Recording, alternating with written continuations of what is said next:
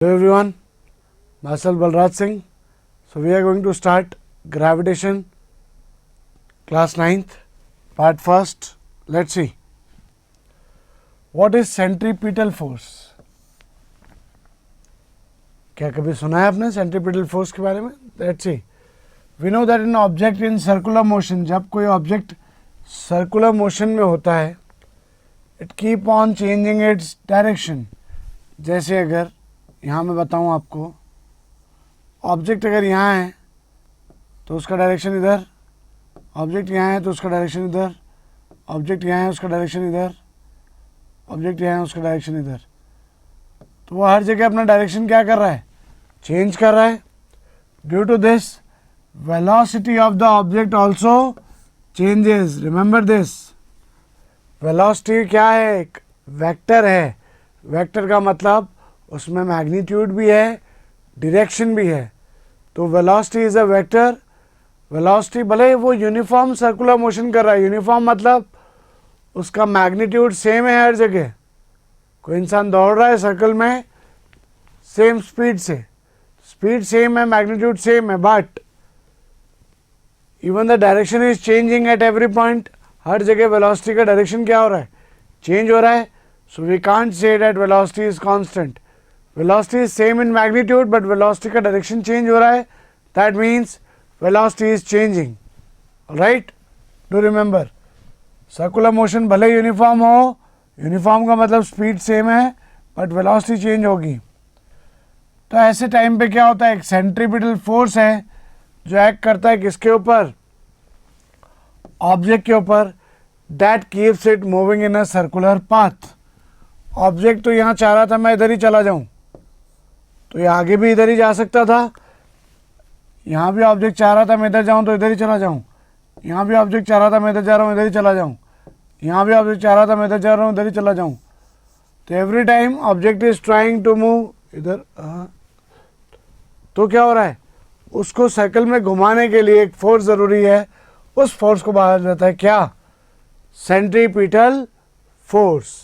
तो centripetal force is exerted from centre of the path. कहाँ से एक्सर्ट किया जाता है centripetal force, I will show you. यहाँ से एक्सर्ट किया जाता है कौन, सेंट्रीपिटल फोर्स. ये सेंटर है वो. Right, without centripetal force objects can't move in circular paths, they would always travel straight. So जब भी सर्कुलर मोशन हो रहा है डेफिनेट है कि सेंट्रीपिटल फोर्स एक्ट कर रहा है, वरना ऑब्जेक्ट सर्कुलर मोशन नहीं कर सकता. For example, rotation of moon around the earth is possible only because of centripetal force exerted by earth. Else moon, जहाँ भी रोटेशन रिवोल्यूशन हो रहे हैं वहाँ पे क्या हो रहा है, सेंट्रीपिटल फोर्स दिया जा रहा है या सेंट्रीपिटल फोर्स एग्जिस्ट करता है, then only circular motion carry हो रहा है. I hope it is clear to you. Let's see here, velocity का डायरेक्शन इस जगह पे कैसा है, इस डायरेक्शन में, एंड सेंट्रीपिटल फोर्स किधर लग रहा है, टूवर्ड्स द सेंटर. तो ये समझाया आपको कि ये अर्थ है, इसके आसपास अगर moon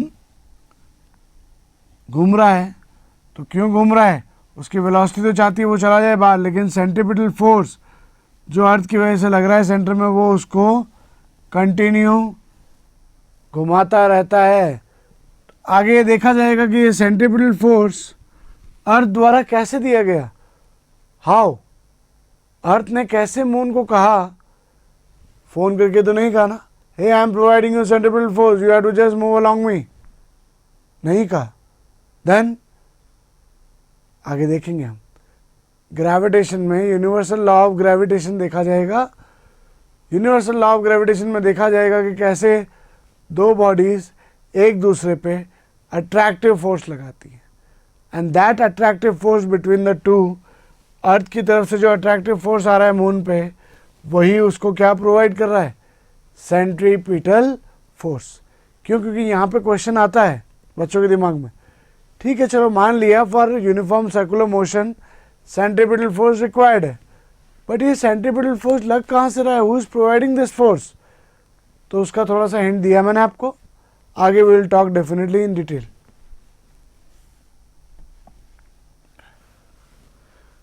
firstly, why does apple fall on earth from a tree? Newton ने ऑब्जर्व किया, तो अर्थ पे क्यों गिरता है apple, because earth attracts it towards itself. Earth उसको अट्रैक्ट करती है, you come towards me, that's why Apple is falling towards earth. Can Apple attract the earth? Yes. कभी भी ये कोई क्वेश्चन पूछे, एप्पल को अर्थ अट्रैक्ट कर रही थी, एप्पल गिरा अर्थ की तरफ.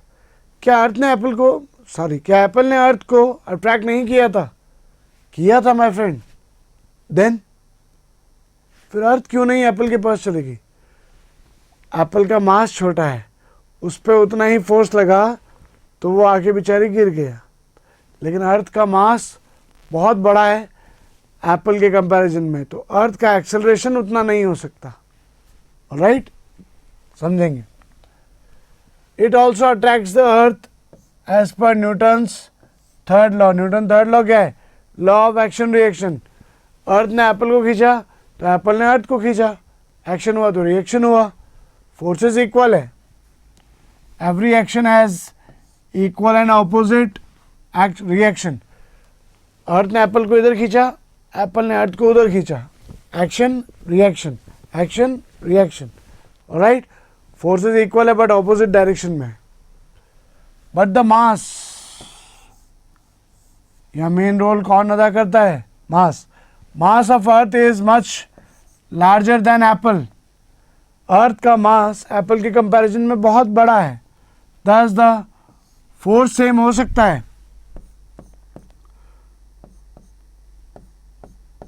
Force on apple by earth, force on earth by apple can be equal, but force on apple जब निकालेंगे तो mass of apple into mass, sorry, into acceleration, just a second, ये equal है forces. एप्पल में कौन सा मास आएगा? Mass of Apple, acceleration भी एप्पल का, मास of earth, acceleration of earth. So obviously we know that mass of earth is huge in comparison to mass of apple. ये मास इस मास से बड़ा है, therefore acceleration of apple is greater than acceleration of earth. इसलिए acceleration of Apple, Apple accelerate करता है but earth accelerate नहीं करती है. एप्पल्स मास के कंपैरिजन में अर्थ का मास बड़ा है और उसके कंपैरिजन में अर्थ का मास बहुत बड़ा है. Earth never move towards it, therefore acceleration apple का ज़्यादा है, अर्थ का नेग्लिजिबल है. तो इसके हिसाब से न्यूटन ने क्या सजेस्ट किया? All objects in this universe attract each other. Her object universe में एक दूसरे को अट्रैक्ट कर रहा है. This force of attraction is called gravitational force. याद रखें, ग्रेविटेशनल फोर्स हर समय कैसा फोर्स है? Force of attraction. दो मासेस चाहे कहीं पे भी हों, वो एक दूसरे को क्या करेंगे? अट्रैक्ट करेंगे. This is gravitation force, force of attraction. I hope it is clear guys. तो न्यूटन ने इसी पे एक लॉ दिया, क्या? यूनिवर्सल लॉ ऑफ ग्रेविटेशन, जो क्या कहता है? According to universal law of gravitation, every object attracts every other object with a force. तो ये जो फोर्स है, it is directly proportional to product of their masses. Force जो लगने वाला है, कौन सा force? Gravitation force. Gravitational force है ना ये. It is proportional to product of two masses, एक बॉडी का मास है m1, एक बॉडी का मास m2, तो ग्रेविटेशनल फोर्स जो acting between them is proportional to m1 m2 and it is inversely proportional to the square of the distance between them. Let's understand. ये body mass m1, ये body mass m2, इनके बीच में distance है r. So what we have said, यही gravitational force inversely proportional रहता है, मतलब 1/r square, square of the distance के इन्वर्सली प्रोपोर्शनल है. ऑलराइट, तो we have to consider the figure given below. It depicts the force of attraction between the two objects. m1 m2 दो object लिए हैं, उनके बीच में डिस्टेंस लिया है d. देखेंगे अभी हम, यहाँ हमने r डिस्टेंस लिया है. Alright, let's see next. m1 पे फोर्स इधर, m2 पे फोर्स इधर, इनके बीच का डिस्टेंस d. ऑलराइट, यह है यूनिवर्सल लॉ ऑफ ग्रेविटेशन. तो इसका मैथमेटिक्स क्या है? From the equation we can write them as f is proportional to m1, f is proportional to m2, f is proportional to 1 by r square. R square is, r is the distance between the two masses. If we remove the proportionality, मतलब constant लगाएंगे हम, तो we get proportionality constant which is capital G. Alright, here f is proportional to m1 m2 by r square, combine ही लिख दिया. तो यहाँ पे कांस्टेंट कौन आया? Capital G. तो न्यूटन का यूनिवर्सल लॉ ऑफ ग्रेविटेशन का फॉर्मूला क्या हुआ? f equals to, f is proportional to m1 m2. You can write small m1 m2, capital M1 m2, doesn't make any difference. It is proportional to 1 by r square. तो combinedly लिख सकते हैं f equals to, proportionality हटाया, constant g m1 m2 upon r square, और g को क्या बोला जाता है? यूनिवर्सल ग्रेविटेशनल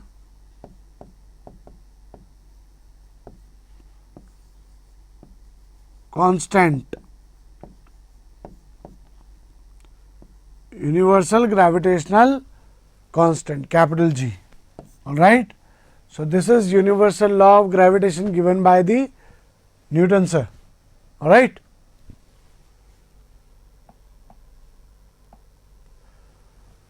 तो यहाँ पे हम देख सकते हैं G की वैल्यू कैसे निकालेंगे. F का फॉर्मूला था G m1 m2 upon r square. तो G क्या हो जाएगा? F into r square upon m1 m2. तो G की यूनिट क्या होगी? फोर्स की यूनिट होती है न्यूटन, R की मीटर, तो metre square upon kg square. You can see here. और G की वैल्यू कितनी है? 6.63 into 10 to power -11 newton metre square पर kg स्क्वायर.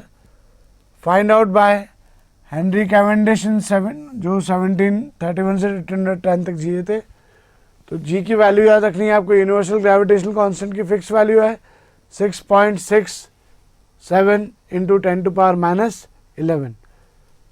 इसको बोलते क्या है? Universal gravitational constant. तो ये यूनिवर्सल लॉ ऑफ ग्रेविटेशन हुआ and this is universal gravitational constant. तो एक चीज याद रखें, क्या सीखा इससे हमने?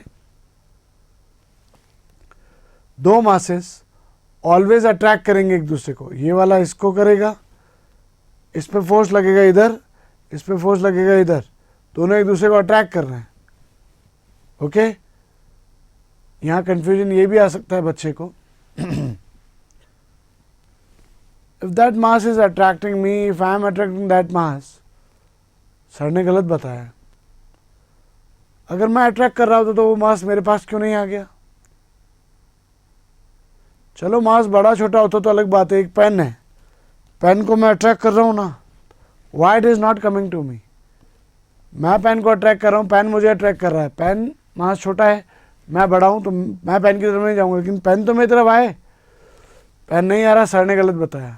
नो, क्या है, कन्फ्यूजन दूर कर रहा हूँ। सुने, पेन पे मेरा अकेले का ग्रेविटेशन का अट्रैक्शन का फोर्स नहीं लग रहा, उसके आसपास इधर उधर इधर उधर थोड़ी दूर पे बहुत सारे मासेस हो सकते हैं। Out of the walls also there can be too many masses, हर मास उसको अट्रैक्ट कर रहा है, इसलिए इस लेवल पे हम वो चीज़ क्या नहीं कर पाते, एक्सपीरियंस नहीं कर पाते। अट्रैक्शन लग रहा है बट हर तरफ से मासेस अट्रैक्ट कर रहे हैं। अगर ये एक मास है, आप तो सोच रहे हो इसको मैं अट्रैक्ट कर रहा हूँ, यहाँ क्यों नहीं रहा, लेकिन इसको इधर इधर इधर इधर से हर जगह से क्या मिल रहा है, मिलियंस ऑफ अट्रैक्शन मिल रहा है, उसकी वजह से वो बैलेंस्ड है। Alright, I hope you understood.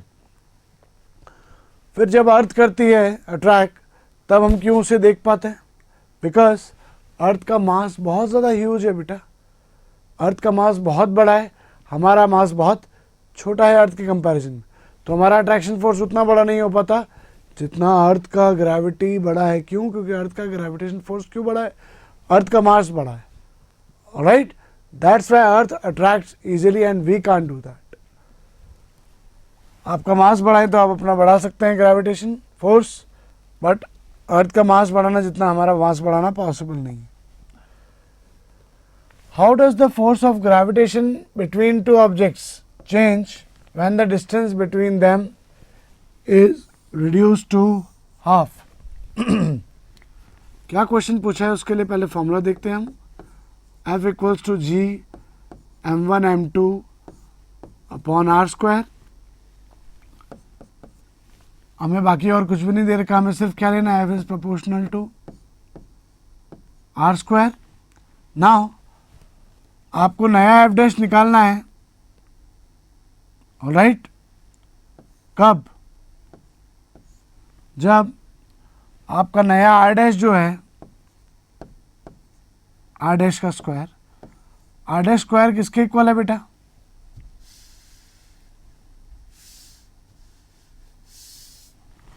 F dash is proportional to r dash square and r dash is reduce to half. तो इसका मतलब क्या हुआ, आर डैश आर का क्या है, हाफ है। So when we compare F dash and F, what we can do here, let this be your equation 1, this be your equation 2, we are dividing equation 2 by equation 1।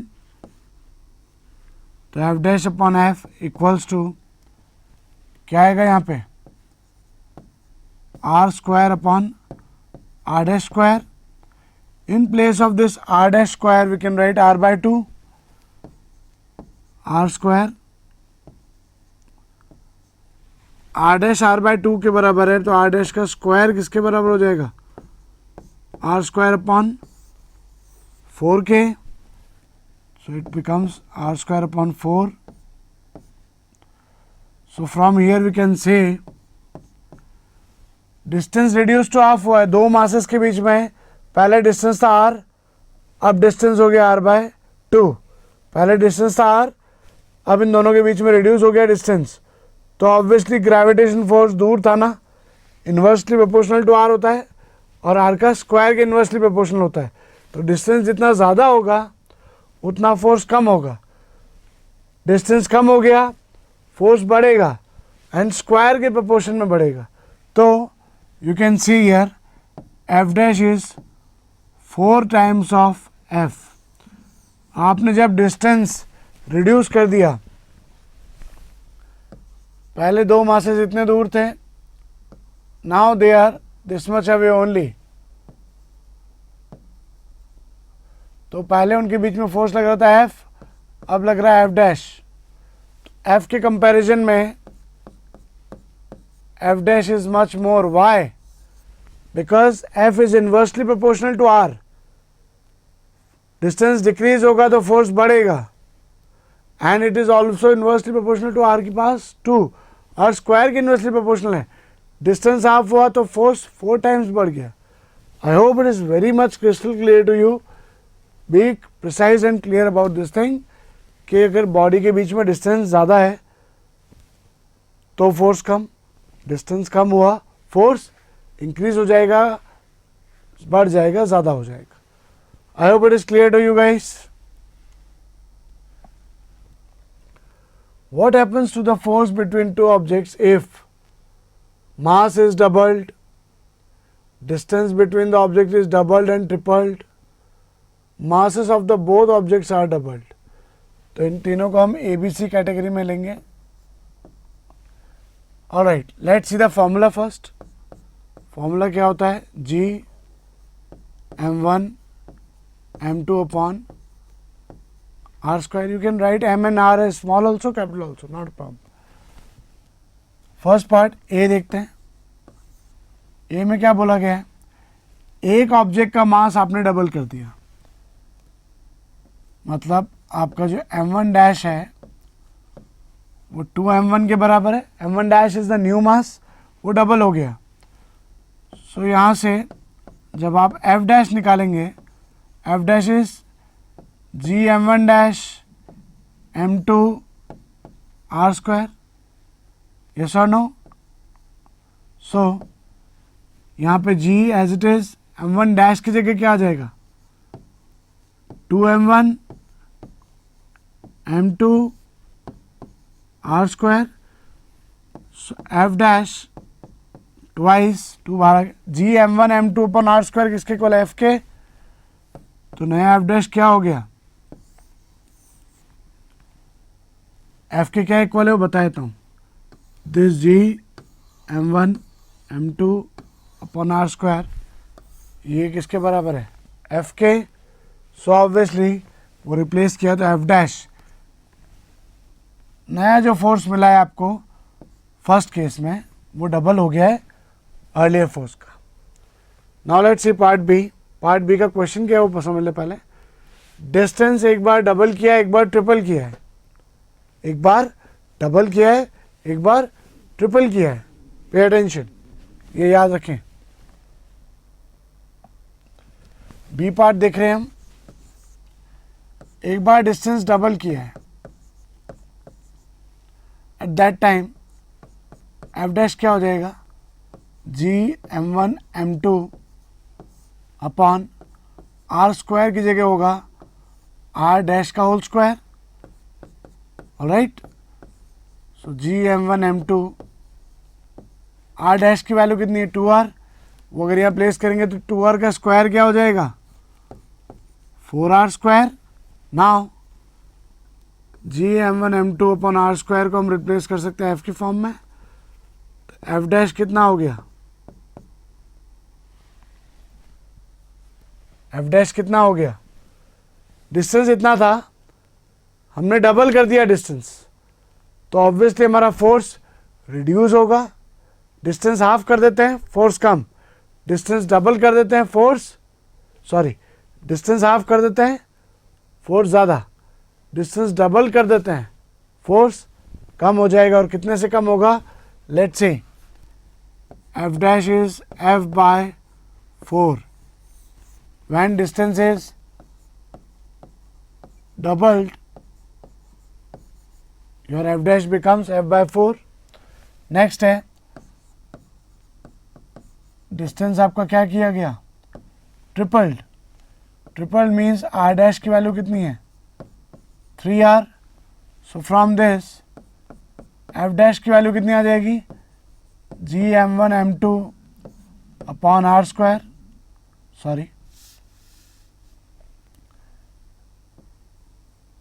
f dash is G m1 m2 upon r dash का square.